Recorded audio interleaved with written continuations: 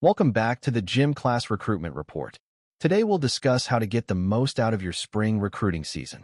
Spring recruiting requires strategic planning to make the most of available opportunities.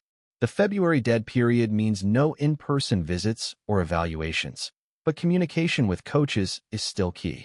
During this time, programs are finalizing recruiting boards, evaluating film, managing coaching transitions, and preparing for spring practices. Recruits should take advantage by reaching out through calls, texts, emails, and handwritten letters to stay on programs' radars. Once March and April arrive, spring practices offer a prime opportunity for recruits to visit campuses, observe team culture, and engage with coaches. Saturday scrimmages function like junior days, but with smaller crowds, allowing for better interaction. Midweek practices can be even more valuable, as fewer recruits mean more direct attention from staff. To maximize exposure, recruits should contact programs in advance, plan visits strategically, and ensure they don't conflict with school or athletic commitments. Spring games, while exciting, can be chaotic. Coaches are focused on player evaluations, boosters, and current players' families, making them less ideal for recruiting. However, if invited, attending can still provide value, especially for those with limited visit opportunities.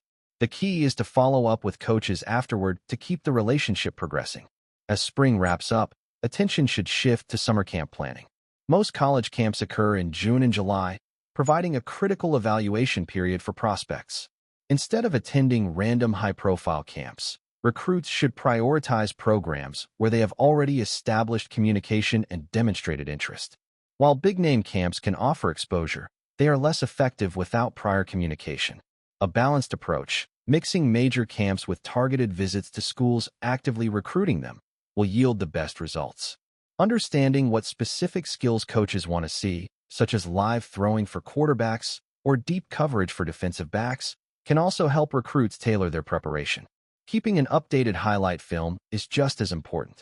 A well-edited reel serves as a key evaluation tool. Recruits should make sure the film is current and ready to distribute. When sending film or reaching out to coaches anytime, personalized messages are far more effective than generic mass emails. Address coaches by their names and schools by their programs. If responses are slow, cold calling can be a great way to connect and gather camp details.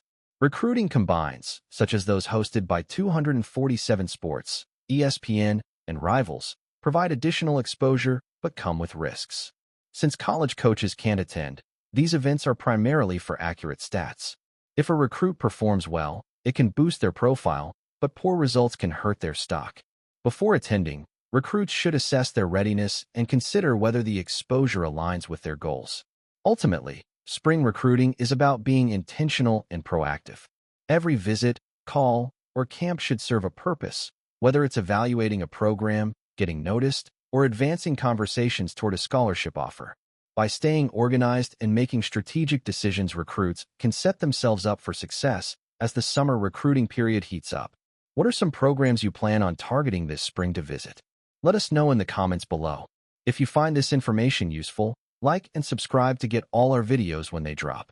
If you haven't been evaluated yet, now is the time to take action. Don't miss your opportunity.